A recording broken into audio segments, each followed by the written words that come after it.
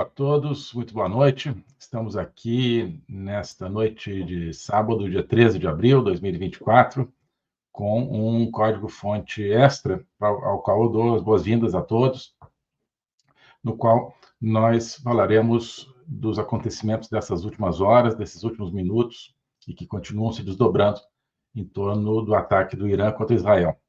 Eu tinha planejado e continuo pensando fazer amanhã, domingo, o código-fonte, digamos, normal, aquele em que a gente aprofunda mais um tema e tem toda uma discussão específica, mas achei necessário que a gente fizesse hoje essa conversa. Será um programa mais breve, mas para compartilharmos algumas análises iniciais, algumas perspectivas iniciais sobre esse fato imenso que está acontecendo, com possíveis repercussões que chegam ao mundo todo, repercussões que aprofundam o mundo num conflito onde ele já está, né? Mas de uma maneira extremamente dramática. Então, queria agradecer a presença de todos que estão aqui, de todos que estão ao vivo, aqueles que assistirão depois também. Antes de começar, só lembrar que temos aberto aí uma promoção para o acesso à Academia Folha Política, para se tornar membro da Academia Folha Política, onde temos toda semana aulas e programas de análise, inclusive falando lá de muitas coisas que nos ajudam a entender esse contexto do que está acontecendo hoje, tá? Então, deixo aqui no alto do chat o link para o acesso à Academia Folha Política para aqueles que ainda não são membros da Academia.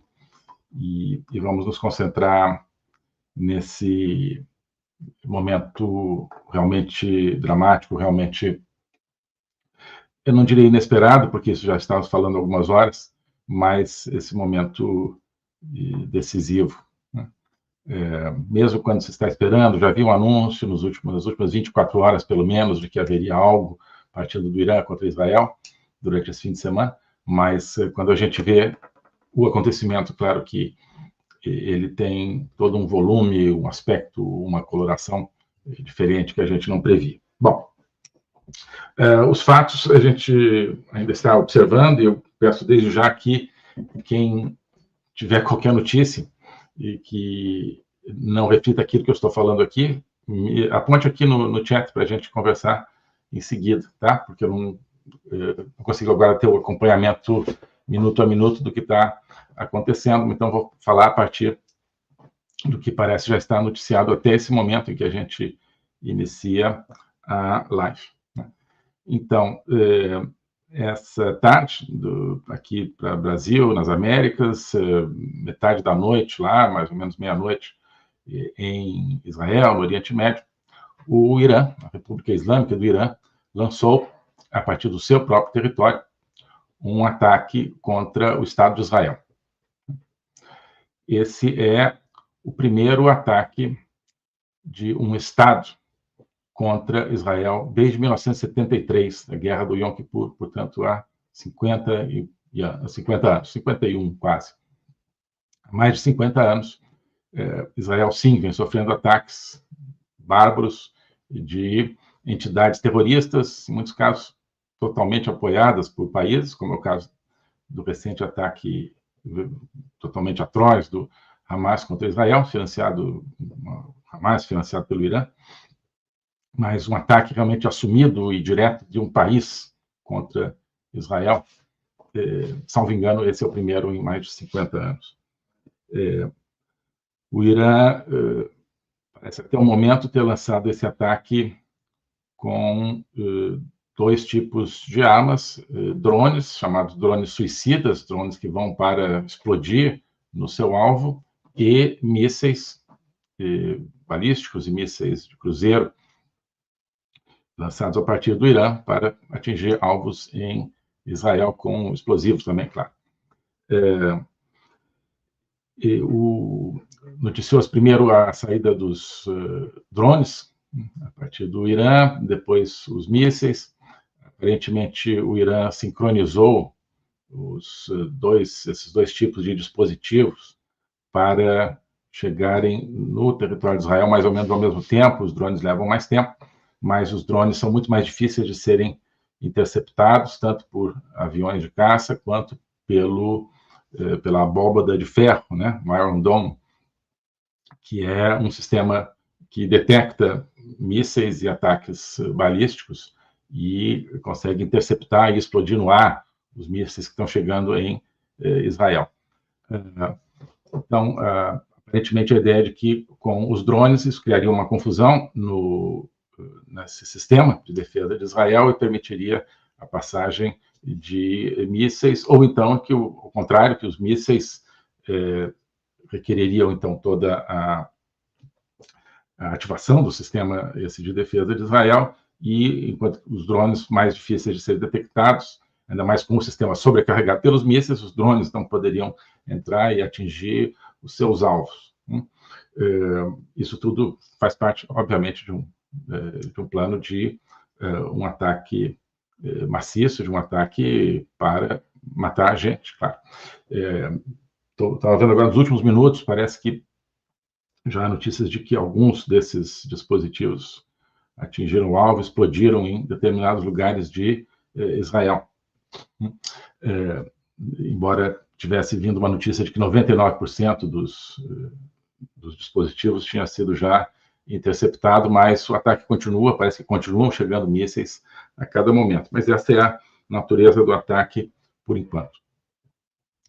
O Irã diz que é uma retaliação contra um ataque que Israel promoveu recentemente e que atingiu o consulado do Irã em Damasco, na Síria, matando vários agentes iranianos.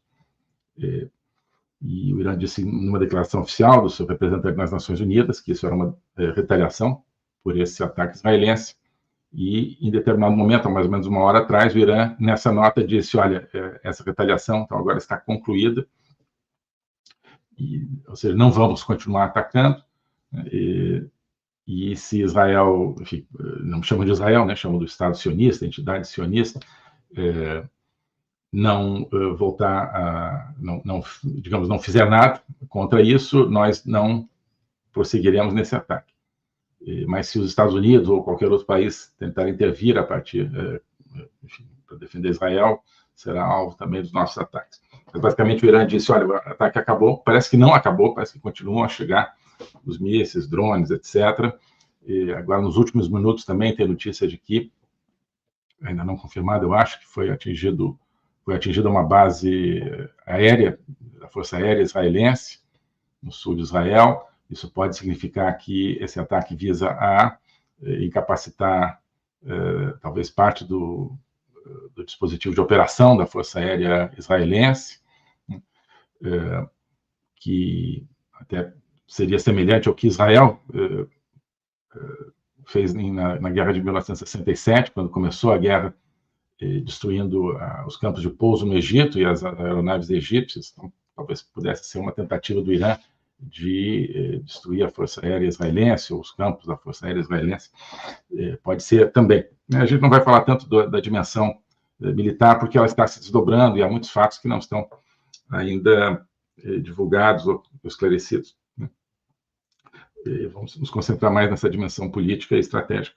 E, portanto, o Irã, para concluir, está realizando esse ataque com essa natureza. Não sabemos realmente se ele vai parar, se vai continuar, o que vai acontecer. O Israel, por sua vez, as fontes oficiais israelenses já disseram agora há pouco que Israel vai responder o ataque ainda esta noite. Levando em conta que Israel, acho que já são umas 2, 3 da manhã.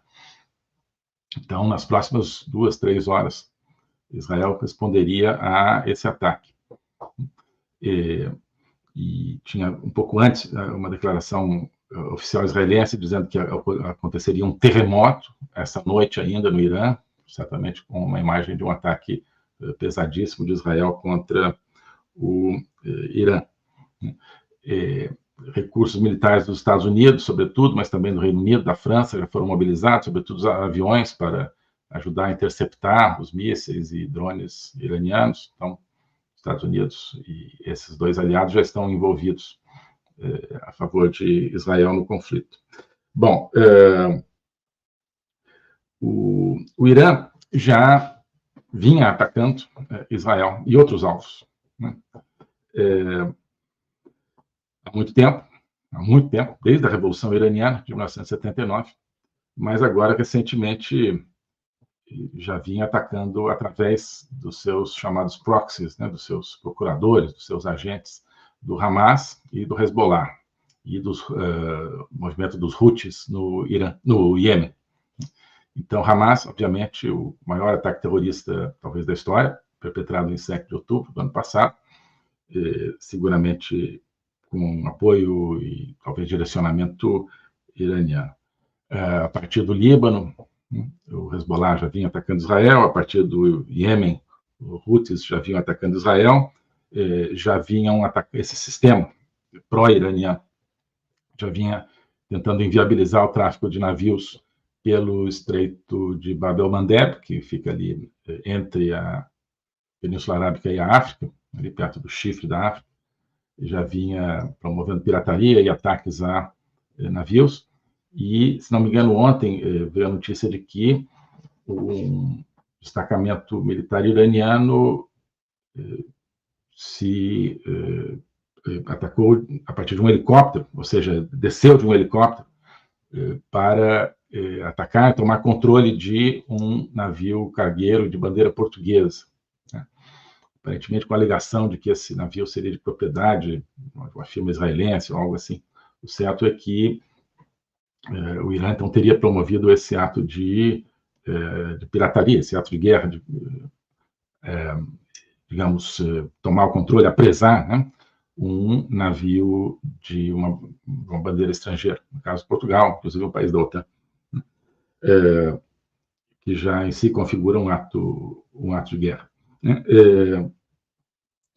O Irã, portanto, já vinha atuando em todas essas frentes, agora está atuando oficialmente e com essa dimensão estatal. Agora, eles não vinham procurando esconder muito a sua mão nesses outros ataques, mas com esse fato, que não está se falando tanto do navio português, mas agora, claro, os ataques de mísseis e drones, o Irã, então, ele assume a autoria desses ataques plenamente, o que muda a configuração das coisas, né? A gente, claro, está falando do Irã lá na região do Oriente Médio, mas é, sobretudo, importante lembrar que o Irã está atuando na América do Sul há muito tempo também, né? A justiça argentina, nesses últimos dias, finalmente emitiu uma sentença indigitando o Irã, o governo iraniano, pelo atentado à Associação Israelita de Buenos Aires em 1994. Um ataque que vitimou cerca de 80 pessoas, matou cerca de 80 pessoas em 1994. Já se falava muito que tinha sido perpetrado, no fundo, pelo Irã, mas agora a própria justiça argentina está assumindo isso e acusando formalmente o Irã disso. É interessante a gente lembrar, vocês sabem disso, mas um promotor argentino que em 2015, se não me engano, estava prestes a apresentar uma acusação contra a Cristina Kirchner, então presidente da Argentina, por facilitar a atuação do Irã na Argentina e por abandonar o caso que a Argentina teria contra o Irã, por causa do atentado de 1994, esse promotor, Alberto Nisman, foi encontrado morto no seu apartamento em Buenos Aires, na véspera da apresentação desse caso na Justiça Argentina.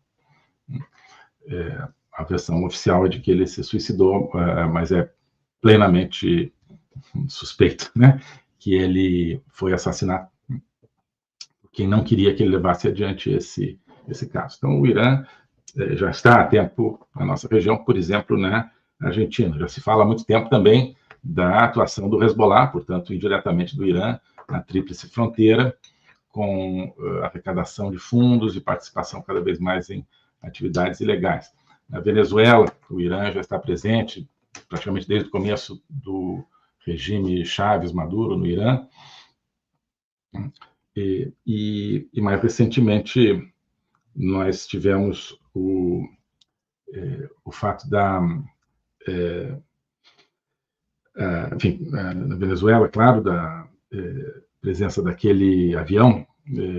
Na verdade, o avião foi apreendido na Argentina, um avião de origem venezuelana, de bandeira venezuelana, mas que, segundo o serviço de inteligência, teria dentro dele agentes iranianos, provando que essa conexão ela continua. Ela continua. Sim, Irã na Venezuela, de uma maneira geral, influência totalmente desproporcional ao que seria a relação normal de dois países tão distantes, sem nada aparentemente em comum, que eles têm em comum o terrorismo, o crime organizado. Mas existe mais do que isso. Bom, recentemente, no ano passado, foram descobertos agentes do Hezbollah atuando no Brasil e atuando em conexão com o Brasil para recrutar pessoas e com planos de realizar atentados contra a comunidade judaica brasileira. Esses agentes foram aparentemente identificados pelo Mossad, Serviço Secreto Israelense, que passou a notícia à Polícia Federal do Brasil, que fez as prisões. Embora o então ministro da Justiça no Brasil, isso foi no ano passado, vocês sabem quem era, tenha dito que não, que foi exclusivamente uma ação da Polícia Federal do Brasil, desmentindo aí o Serviço Secreto Israelense. Bom, então, presentes no Brasil. Né? O Irã está presente no Brasil. Não vamos falar da presença do navio, 2 navios de guerra iranianos no Brasil, no começo do ano passado, portanto, no começo do governo Lula, que aportaram no Rio de Janeiro e foram recebidos com muita festa pelas autoridades brasileiras, tanto militares quanto diplomáticas, né, um pouco para celebrar, né, o que seria uma amizade reencontrada do Brasil com o Irã. Ninguém explicou muito bem o que esses navios estavam fazendo no Atlântico Sul. E recentemente a Argentina, o novo governo da Argentina tem deixado claro que está preocupado com essa atuação continuada do Irã junto ao crime organizado na região. Tem uma entrevista da Patrícia Bullrich, atual ministra da Segurança da Argentina, que foi candidata a vice-presidente, foi candidata a presidente, né? E depois fez uma aliança no segundo turno com Milei contra os kirchneristas e foi nomeada ministra da Segurança. Ela já tinha experiência justamente nessa área, tinha sido ministra da Segurança no governo Macri. E tem uma entrevista dela, eu vou passar aqui, cujo link eu vou passar aqui, para o think tank americano, que é o Center for a Secure Free Society, né? O Centro para uma Sociedade Segura e Livre, sigla SFS. Excelente think tank. Eu vou colocar aqui, vou pedir aqui para o pessoal colocar esse link. É uma entrevista que está em espanhol, enfim, bastante fácil de acompanhar. E o título da entrevista é: A Argentina enfrenta Maduro, o Irã e o terrorismo. A Argentina enfrenta Maduro, o Irã e terrorismo. E ela fala, entre outras coisas, que está muito preocupada com a presença do Irã na Bolívia. O Irã tem uma imensa presença na Bolívia, centenas de agentes também, algo que não se explicaria se fosse uma relação normal entre dois países de regiões e interesses tão aparentemente distintos. O que esse pessoal está fazendo? Provavelmente articulando o narcotráfico, ou seja, colocando aí toda a experiência, digamos, do Hezbollah em terrorismo, junto com a experiência de cartéis latino-americanos, inclusive talvez cartéis brasileiros, ou seja, do Irã no terrorismo, enfim, do Hezbollah no terrorismo e desses cartéis no tráfico de drogas, certamente criando aí uma sinergia entre os recursos de ambos, uma conexão que já é antiga e cada vez está mais clara. entre terrorismo, distração iraniana e o narcotráfico latino-americano. Sabe-se mais o que eles estão fazendo. Agora eles estão, né, do outro lado das nossas fronteiras, né? Bolívia está logo ali. A Bolívia é a maior fronteira terrestre do Brasil, está logo ali. E para a Argentina também é uma fronteira importantíssima, o norte da Argentina. Então, estão ao lado, né, dos nossos países, agentes iranianos, né, agentes desse regime que está tentando destruir Israel. Um detalhe é o seguinte: recentemente o Irã exportou uma determinada quantidade, não sei exatamente quantos, drones para a Venezuela. Já tenho falado sobre isso, mas é importante reiterar hoje, no contexto atual. O Irã é um dos maiores produtores de drones no mundo, que são a grande novidade na guerra hoje. A guerra na Ucrânia está provando isso, que o mundo já está vendo uma nova era da guerra, na dimensão militar da guerra, com o uso dos drones. O Irã produz excelentes drones, está usando esses drones no ataque a Israel, e vendeu, né, também drones da sua produção para a Venezuela. Para a Venezuela, num momento em que a produção iraniana de drones está voltada para abastecer a Rússia, né, que usa esses drones para atacar a Ucrânia. Agora vemos também para uso próprio, né, contra Israel. Então, o Irã encontrou ali um determinado carregamento de drones para vender para a Venezuela, para o Maduro na Venezuela. São, portanto, o equipamento mais moderno que existe na guerra hoje, muito mais versátil, muito mais importante, talvez, do que tanques, canhões, etc. E isso está na mão do regime Maduro, que é um regime totalmente emaranhado com o narcotráfico, com o crime organizado, com o terrorismo, né? Também do outro lado da fronteira com o Brasil. Para fazer o quê? Sabe-se lá, mas na prática significa que o crime organizado na América do Sul já tem acesso a alguns dos melhores drones do mundo. O Brasil, eu saiba, não tem, outros países também acho que não tem. Bom, então, qualquer que seja o plano do Irã, vamos falar um pouquinho sobre isso. Qualquer que seja o plano do Irã nesse ataque a Israel, nós estamos nesse plano. Nós, Brasil, nós, América do Sul, América Latina, somos parte aí de um plano iraniano. Não sabemos muito bem de que maneira. O certo é que somos parte como alvo, e talvez o atual governo brasileiro seja, não sei como, parte ativa, né, já que demonstram tanta intimidade com o Irã nisso que vai do governo Lula até agora, assim como já tinham demonstrado no passado, nos governos anteriores do PT. Então, existe um plano, né, do Irã. O Irã quer alguma coisa no Oriente Médio, quer alguma coisa no mundo, quer alguma coisa na América Latina, senão não teria essa presença, e nós, brasileiros, saibamos ou não, somos parte desse plano. Então, o que o Irã quer? Vamos ver, o que o Irã quer no mundo? Acho que dominar o mundo. Bom, a partir do projeto de supremacia islâmica, o projeto da Revolução Iraniana de 1979, do Ayatollah Khomeini. Mas, enfim, deixamos isso para essa dimensão de projeto de longo prazo. O que o Irã quer com esse ataque de hoje contra Israel? Bem, eu acho que, em primeiro lugar, eles estão colocando uma armadilha para Israel. Então, se Israel não revidar a altura, passa uma imagem de fraqueza, obviamente, passa uma imagem de vulnerabilidade e de complacência para com esse tipo de ataque. Israel é um alvo fácil, dirão todos que querem atacar Israel, se eles não revidarem. Por outro lado, se Israel revidar, o que é provável,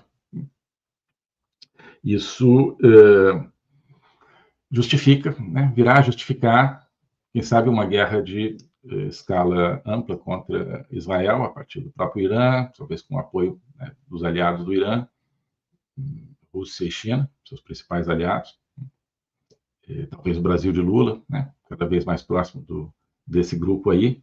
O certo é que justificaria, então, se Israel, né, contra-atacar, isso justifica sabe-se lá que grau de violência, que grau de agressividade por parte do Irã e de seus aliados contra Israel. Então, uma armadilha, eu acho que no cálculo do Irã eles já mais ou menos teriam presente que a opção de Israel seria o que parece que já está sendo e vai ser, que é revidar esse ataque. Então, é um lance de um determinado xadrez, que eles já antecipavam, né? Não atacavam assim, vou atacar e ver o que acontece. Não, já tinham esses dois cenários, uma probabilidade de que acontecesse e aí o que eles fariam em função desse ou seja, Israel não revidar, e certamente já estão preparados para o revide de Israel e já têm pensado o que farão em relação a isso. Então, isso, digamos, para tentar entender o que eles estão armando, essa armadilha. O Irã quer a liderança no mundo islâmico, está bastante claro, eles têm obtido essa liderança em contraposição à Arábia Saudita e ao Egito, sobretudo. O Irã conseguiu, de certa forma, assumir digamos, a primazia naquilo que o mundo islâmico, de modo geral, entende como uma defesa da causa palestina. Muito do prestígio internacional de um país que queira ser líder do mundo islâmico se deve a isso, e se consegue assim. Então, acho que o Irã conseguiu, por uma série de manobras, identificar a Arábia Saudita com uma linha pró-Israel, portanto, indiferente ou até mesmo contrária aos palestinos. E o próprio Egito, que, enfim, já vem desde os anos 70, uma convivência razoável com Israel, já é mais fácil de identificar com Israel. Então, a grande rivalidade no mundo islâmico é Irã versus Arábia Saudita. Tem a Turquia também, mas já vamos falar da Turquia. Mas entre Irã e Arábia Saudita, o Irã se colocou, então, como defesa dos palestinos e, ao mesmo tempo, ele conseguiu, no ano passado, puxar a Arábia Saudita e o Egito para o BRICS,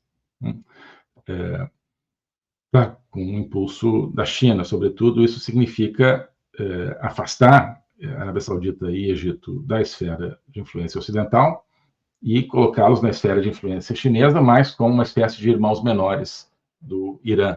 O Irã entrou formalmente no BRICS junto com a Arábia Saudita e o Egito, mas na prática o Irã já é um aliado de longa data da Rússia e da China, portanto uma espécie de membro de facto do BRICS.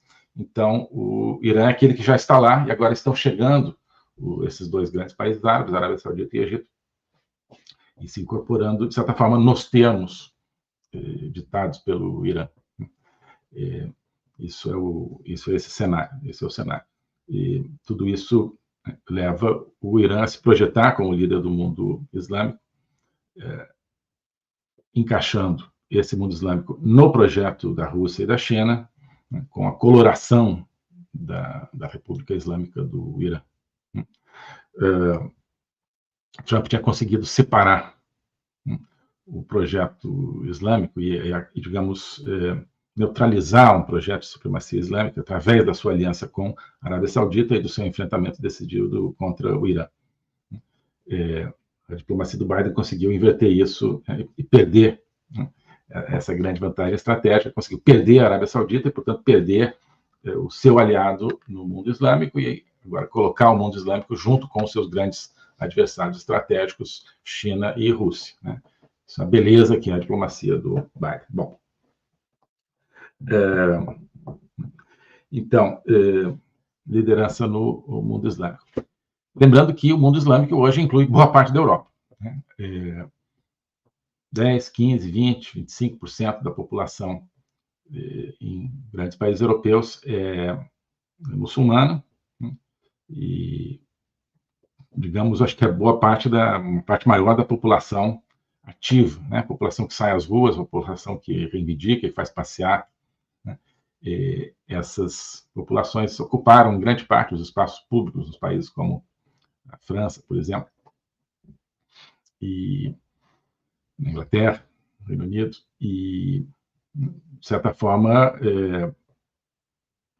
limitam muito a capacidade de ação dos países europeus em temas que tenham a ver com o mundo islâmico, que tenham a ver com os palestinos, que tenham a ver com Israel. Tem 15%, pelo menos, da sua população, e se você conta a população jovem, muito mais, porque, claro, tem muito mais filhos que as populações autóctones europeias, então, talvez, né, já projetando uns 50% da população, né, de menos de 20 anos, talvez, você tem essa coletividade completamente contra qualquer ação pró-Israel. Então, isso, e uma população, portanto, que está seguindo a linha do Hezbollah, do Hamas, portanto, a linha do Irã, uma população que está ali pronta a desempenhar o papel que o Irã queira que ela desempenhe. Então, o mundo islâmico também está na Europa. Nos Estados Unidos, em termos proporcionais, é bem menor, mas existem três coisas. A presença nas universidades do sentimento pró-terrorista, no fundo, né? Passar a mão na cabeça de Hamas, etc.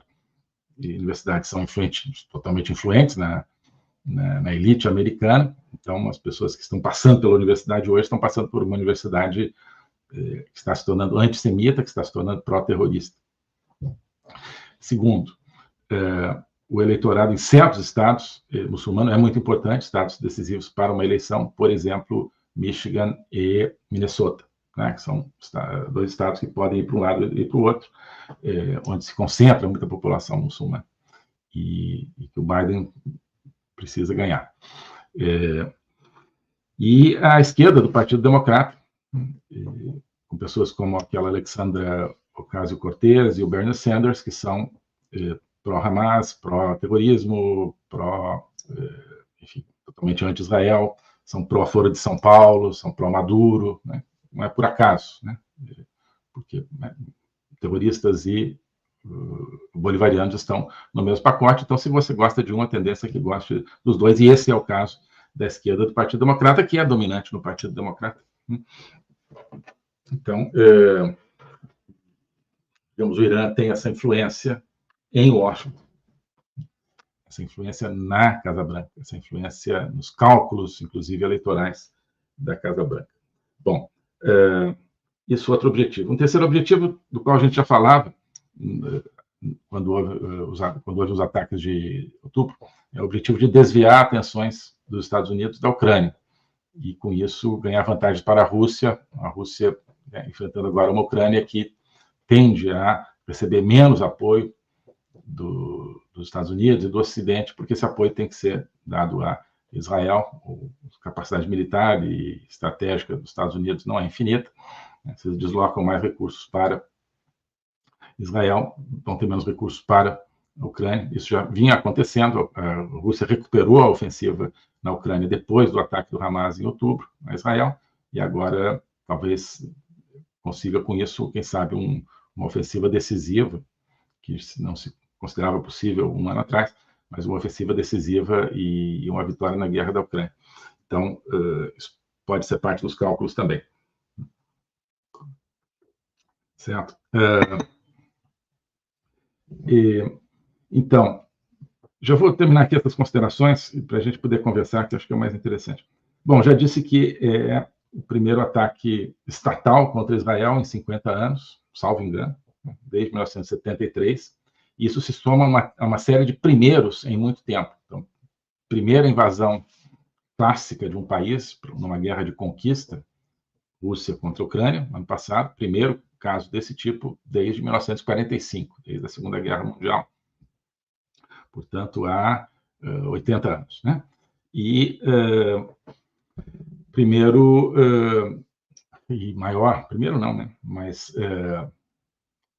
desgraçadamente maior contra a comunidade judaica no mundo, desde também da Segunda Guerra Mundial, foi aquele perpetrado pelo Hamas, com apoio iraniano, com inspiração total iraniana, em outubro de 2023. Então, primeiro ataque a Israel em 50 anos, primeira guerra de conquista na Europa, né?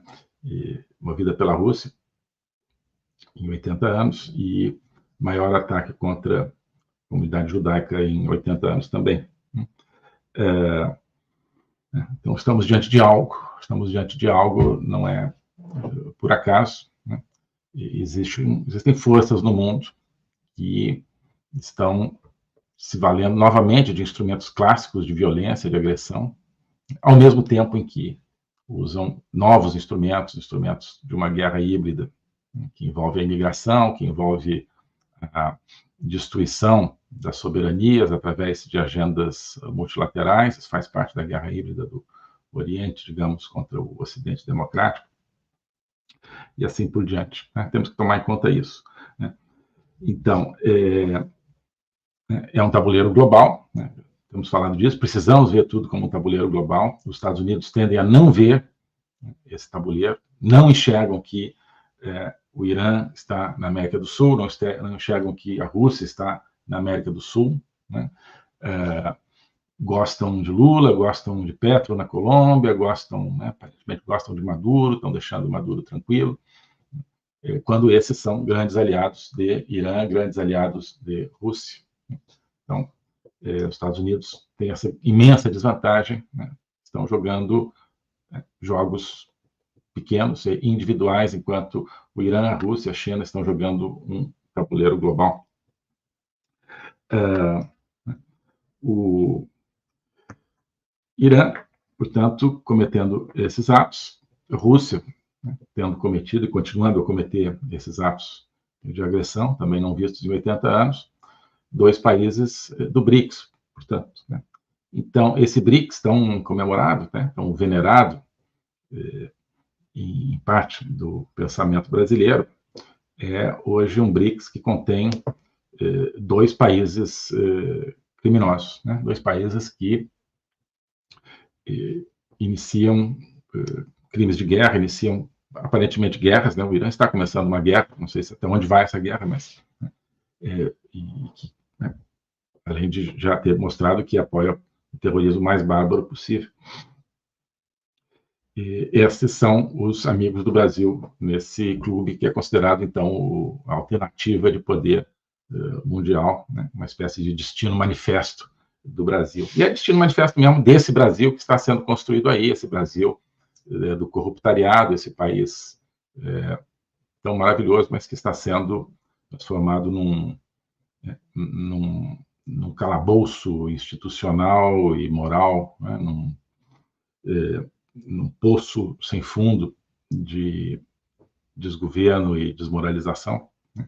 Então, essa presença no Brasil, ao lado de países como China, Rússia, China também, na Rússia e Irã, que estão fazendo esses atos, é de certa forma natural, né? Agora, então, o mundo também começa a ver isso, né? Estamos claramente diante de um momento onde o mundo está vendo muita coisa, né, em relação ao Brasil, no caso, Elon Musk, provavelmente será o tema da nossa agenda, do nosso código-fonte amanhã.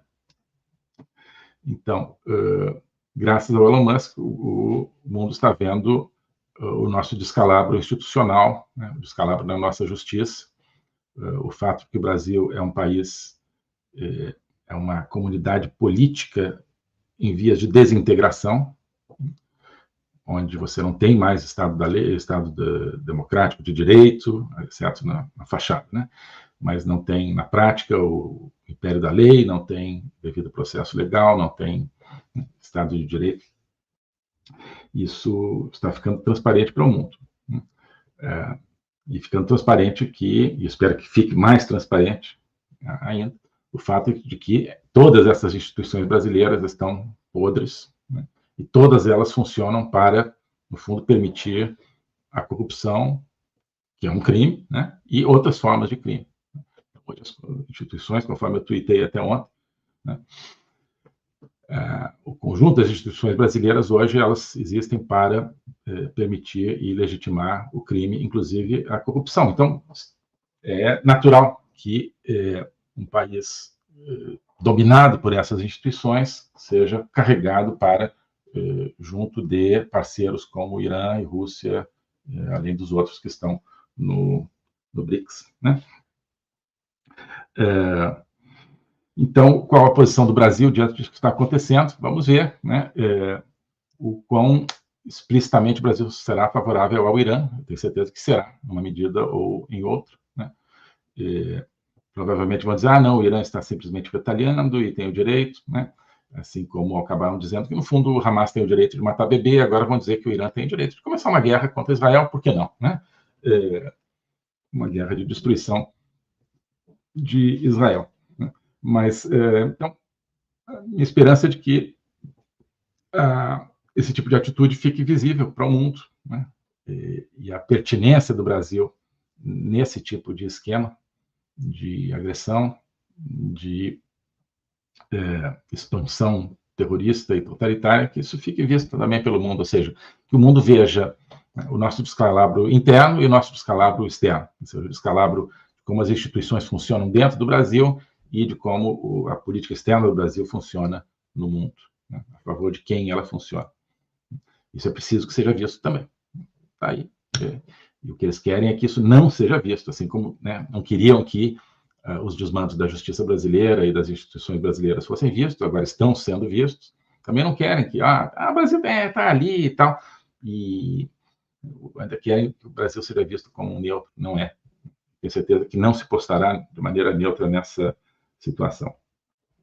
Isso contrasta com Javier Milei e com essa nova Argentina que o Milei está criando em torno da liberdade. Milei está mudando a Argentina dentro e a Argentina na política externa também. Então, o Brasil está errado nos dois.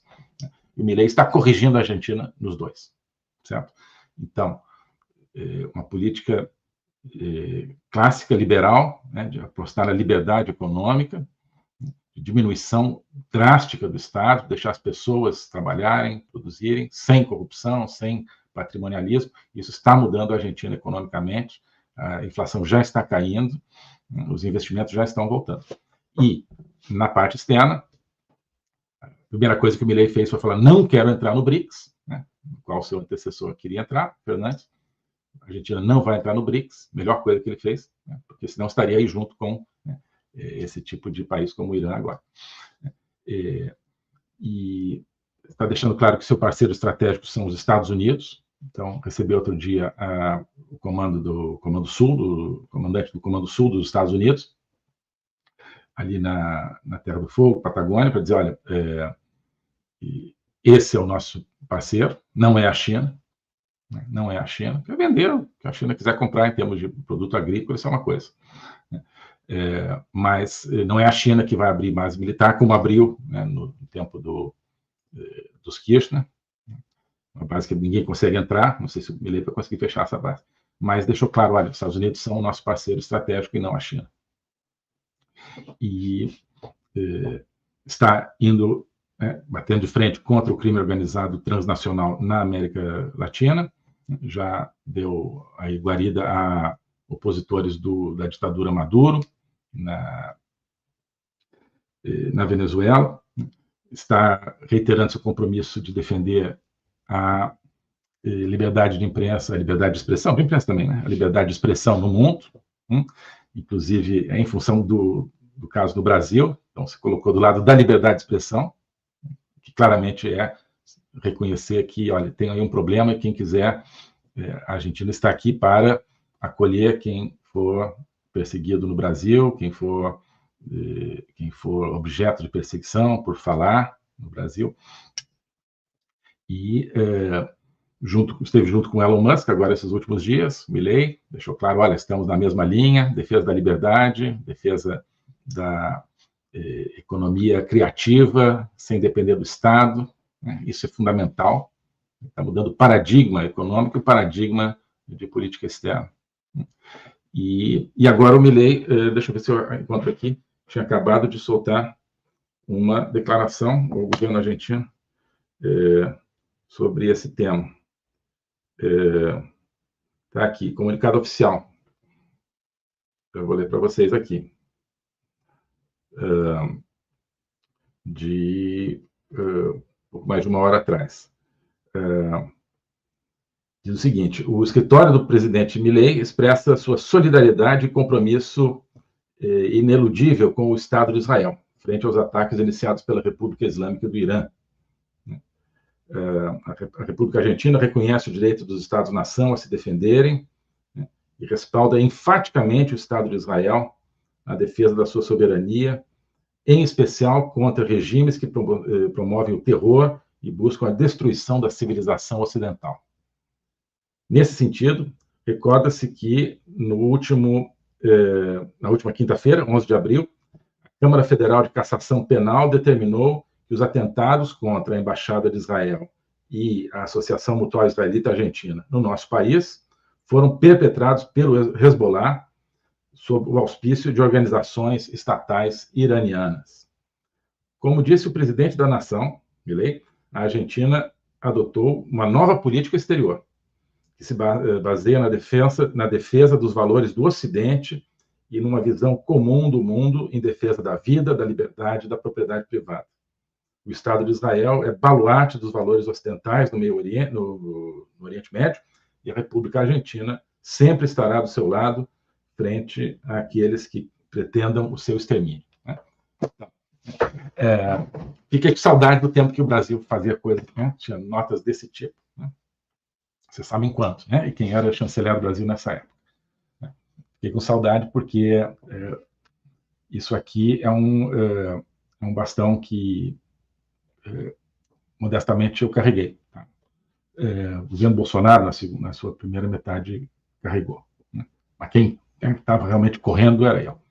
E depois já deixou cair, né? Na segunda metade, depois que eu saí, esse bastão caiu e agora o Milei pegou e, com todo sua coragem, com a sua determinação de mudar o seu país, está ajudando a mudar também o mundo. Né? Está colocando um novo paradigma de relacionamento externo, né?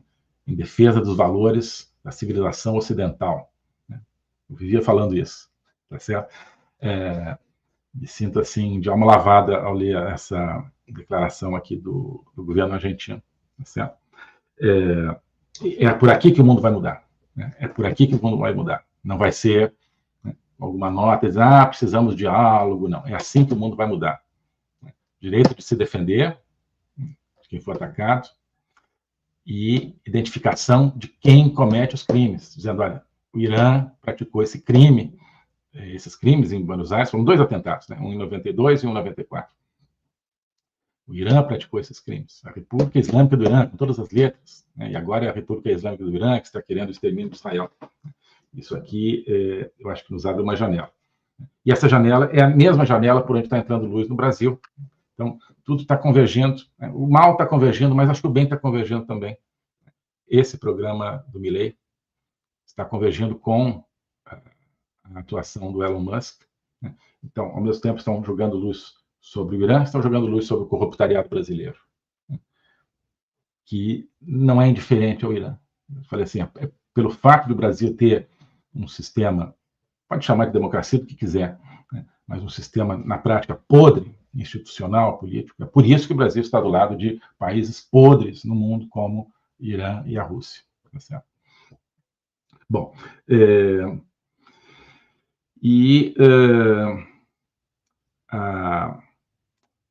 os Estados Unidos, a última coisa que eu quero comentar aqui, o que os Estados Unidos farão, né? O que os Estados Unidos vão fazer? Não sei, né? O Biden ia falar agora, não sei se vai falar, mas eu acho que o que quer que eles façam, a tendência é que continuem jogando um jogo parcial. Né?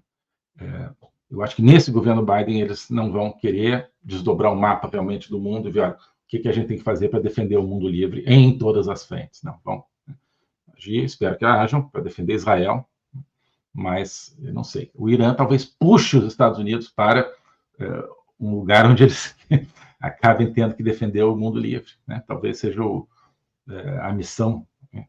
Porque às vezes aqueles que agem pelo mal, no fundo, estão desempenhando sem saber uma missão pelo bem. Talvez seja isso que o Irã está fazendo, né? Puxar essa grande potência adormecida, que são os Estados Unidos, para defenderem os seus valores e não ficar num joguinho miúdo e individual em cada tema. Bom, pessoal, é isso que eu queria compartilhar por hoje. Tá? Vamos conversar aqui. Né? Já estou vendo aqui dizendo Força Irã, tá certo? Né? Força Irã, vai lá, né?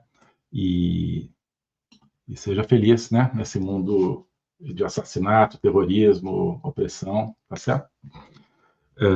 Bom, então, está aqui a Glória Nazaré, aqui a recordando a promoção que a gente tem para a Academia Folha Política, promoção Sociedade Livre, que, né, oferece aqui um bom desconto para quem entrar na Academia Folha Política. Nós temos lá o curso de Logopolítica, o curso sobre Juristocracia e a Agenda 2030, com análises toda semana, além de outras coisas que irão entrando, tá? Inclusive, muita coisa sobre essa base civilizacional, para a gente entender do que o Milei está falando. Né? Isso não é uma coisa assim do ar, né? Defender os valores do Ocidente, não. Isso aqui, a gente está vendo o que são, de onde vêm os valores do Ocidente. Lá de Alexandre o Grande, lá da Grécia, obviamente, Platão e Aristóteles, lá de Roma, da República Romana. A gente não basta assim ficar nas folhas, no alto da copa do Ocidente, não. Você tem que ir nas raízes do Ocidente, são o que a gente está estudando no curso, entre outras coisas. Então, está aqui Ana Schoffen, que acho que está com Israel aqui, que bom. André Luiz Meneghetti, Horacília Rosa Lima, e dizendo boa noite, é o melhor ministro que conheci e admiro. Fico muito tocado por isso que você diz aqui, tá, Horacília? Eu acho que eu simplesmente procurei fazer as coisas em que eu acredito, né? E tentando não, né, me deixar limitar pelo medo, que é normal no ser humano. Tentei sempre ignorar completamente esse lado do medo e, infelizmente, muita gente age pelo medo. Muito obrigado pelo que você diz aqui, Horacília. A Dilana, dando boa noite aqui, Arthur Dolabani, José Roberto Ferreira, de Contagem, MG, um abraço aí em Contagem. O Everson Pelissari, Tibagi, Paraná, online, boa noite aí para você. Mônica Brunini, do Rio de Janeiro, CAC, dizendo que Moraes ficará na história como o maior ditador desse país. É mais do que um juiz, né? Já tenho falado sobre isso. Vamos falar sobre isso amanhã, no código-fonte oficial, digamos, né? Hoje é o código-fonte extra. Tá? Esses temas de Brasil a gente vai falar mais amanhã. O Fernando 424 dizendo abraço, Ernesto, e parabéns pela sua dedicação à verdade. Eu te agradeço muito. Eu também, Fernando, por reconhecer isso aí. Não é fácil a gente seguir a verdade, né? Às vezes parece, mas às vezes ela requer realmente sacrifícios, requer toda uma série de exposições, né? A gente, quando vai no caminho da verdade, a gente é xingado, né? É maltratado por aqueles que gostam da mentira, mas obrigado pelo que você diz aqui. O Maurício Koga dando boa noite, senhor Araújo, pessoal, tamo junto, Maurício, Ademir de São Paulo, Alex Pinheiro, de Castanhal, no Pará, dando um abraço para todos os patriotas, um abraço para você aí, Alex, Silvane Maria, dando boa noite, o Rogério Billy Jack também, Antônio Carlos, então, Maurício Koga dizendo que as profecias estão se cumprindo, as 10 tribos perdidas de Israel vão retornar à Terra Santa, os 4 cantos do mundo. Então, as profecias nos ajudam muito a nos localizar no mundo, e a gente, independentemente de quando elas vão se cumprir, né, mas sabermos que o mundo ele caminha para uma grande confrontação entre o bem e o mal, né, caminha. Do jeito que vai ser, não sei. Mas, e lembrar algo muito óbvio, né, mas que é uma confrontação espiritual, uma confrontação que se dá no terreno do espírito e que se dá como uma luta para conquistar o terreno do espírito, né, onde um lado quer, né, que o homem viva em plenitude e o outro lado quer destruir o espírito humano. Então, Rogério Billy, Ernesto, o que está nesse conflito poderá trazer consequências econômicas ao Brasil? Certamente. Na verdade, já está trazendo, né? O dólar já está subindo com o confronto. O ouro já está subindo também, mas, sobretudo, o dólar, claro, nos afeta a inflação, afeta a nossa atividade econômica. Eu hoje lia, agora não me lembro em qual analista, eu acho que era no Leandro Ruschel, que faz excelentes análises, eu recomendo muito seguir o Leandro. Talvez fosse nele. Seguinte especulação: olha, o Brasil está muito fragilizado economicamente. Isso foi antes do ataque do Irã. O Brasil está muito fragilizado economicamente. né, com o despautério fiscal, né, deixou de haver teto de gastos, gasto para, né, o governo quer gastar realmente para alimentar a máquina da corrupção e tal, e para alimentar a compra de votos, né? Então, desequilíbrio fiscal, péssimo clima para negócios, onde, né, investidores sabem que para fazer negócio não depende do negócio propriamente, depende da sua amizade com os políticos, então ele investe não no produto, mas no político, né? Então isso não cria emprego, as pessoas não têm emprego, não têm perspectiva, inflação, podem dizer que é tanto, mas as coisas estão ficando mais caras na venda, né? Mas, sobretudo em termos macroeconômicos, as posições do Brasil estão ruins, o Brasil está ruim em termos de economia, tanto no varejo quanto no macroeconômico. E esse comentário dizia o seguinte: olha, se vier uma crise internacional, isso vai ficar exposto e o Brasil vai entrar numa espiral de uma crise. Então, acho que é o que pode acontecer, tá certo? O Brasil não está preparado hoje para viver uma crise internacional, porque não tem solidez nas suas contas, adotou um modelo gastador, um modelo baseado na corrupção, porque o modelo corrupto precisa gastar, né? Então é isso, para começar, nessas consequências econômicas, né? O Everson Pelissari diz que está na hora de Israel acabar com os planos atômicos do Irã, e eu acho que muita gente está pensando isso, né? Talvez Israel faça isso, atacar as centrais nucleares do Irã, não sei se conseguirá destruí-las assim num ataque à distância com aviões e tal, né?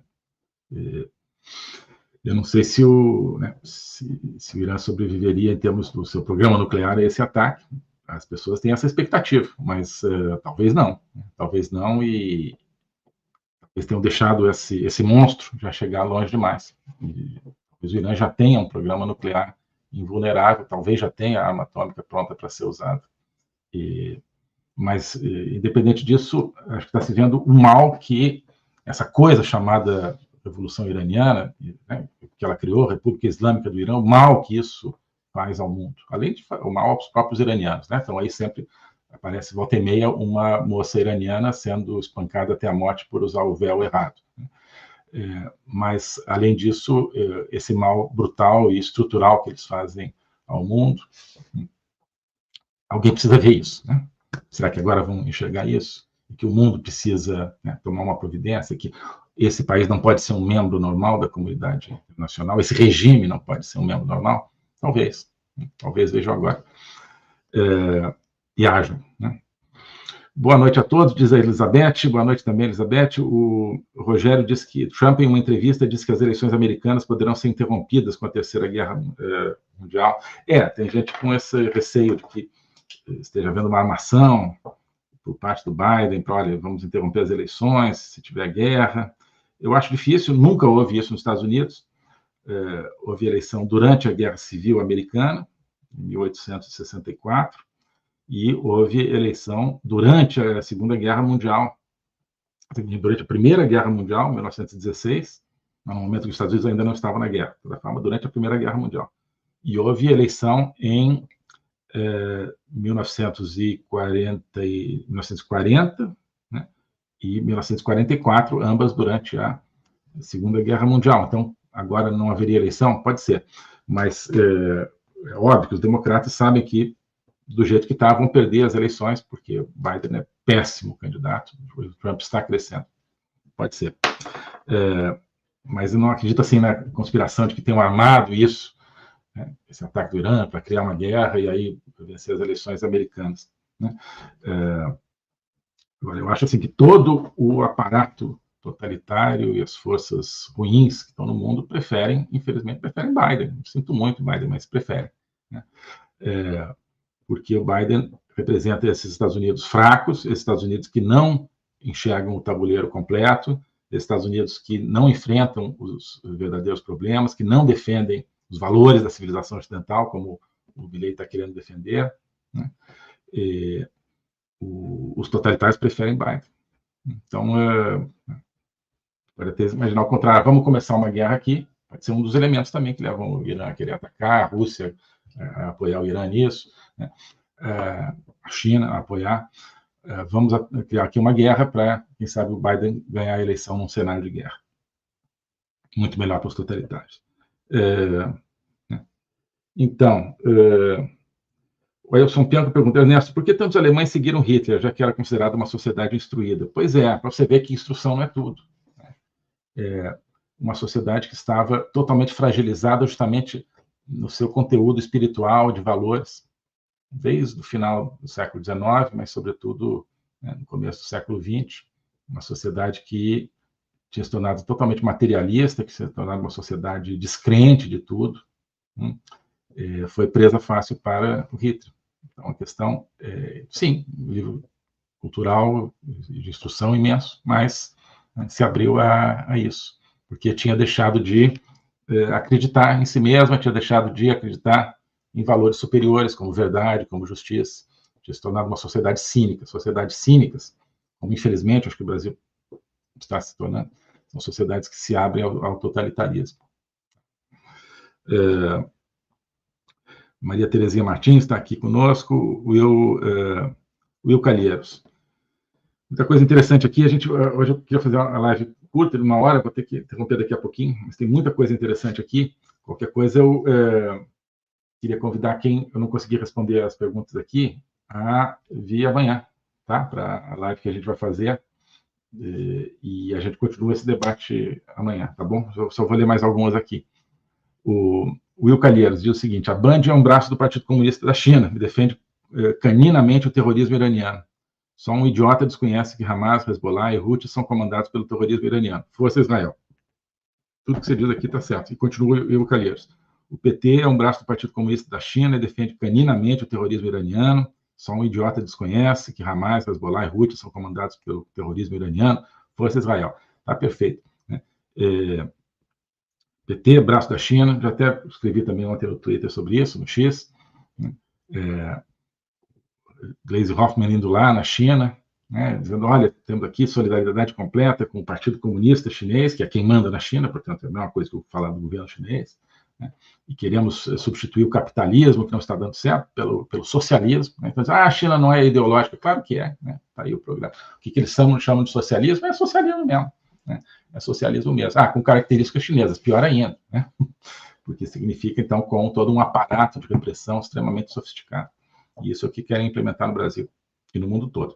E isso aqui é muito importante que o Will Calheiros diz, a Band News, essa rede aí de comunicação, é um braço do Partido Comunista da China. Eles foram comprados pela China, de alguma maneira, não sei se integralmente ou não, mas eles fazem o serviço do Partido Comunista Chinês e, portanto, como está dizendo aqui, um dos aspectos disso é defenderem o terrorismo iraniano, que é aliado do Partido Comunista Chinês. Então, a Band faz o serviço completo. Então, a Carolina Nóbrega diz aqui que é um prazer assistir as minhas lives aqui, admiro sua inteligência e percepção da realidade mundial. Muito obrigado, Carolina. Eu tento juntar assim, os pontos, juntar os temas, porque os maus estão trabalhando nesses temas todos em conjunto, então a gente precisa ver isso em conjunto. Acho que esse é o primeiro passo para a gente conseguir enfrentar tudo isso. Aqui o Carlos Josimar, de Itapipoca, Verônica Pellegrino, dando boa noite. Bustlovich Neves Fernandes, dizendo que a maioria dos brasileiros ama Israel, e ama mesmo. Isso é importante, isso faz parte dos nossos valores. A política externa tem que ser só comércio. Não, o que é isso? Os valores não se comerciam, não.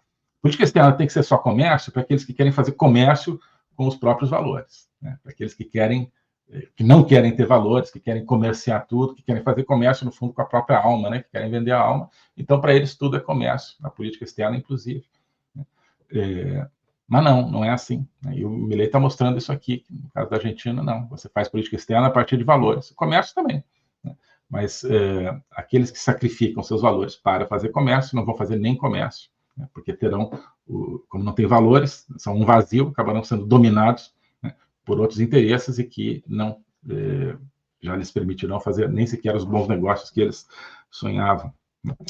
E um dos valores dos brasileiros é, sim, um apego a Israel, sem problema nenhum com árabes. Mostramos que isso era possível no governo Bolsonaro. Também nos aproximamos muito de países árabes que também estavam se aproximando de Israel, que querem a paz, tá certo?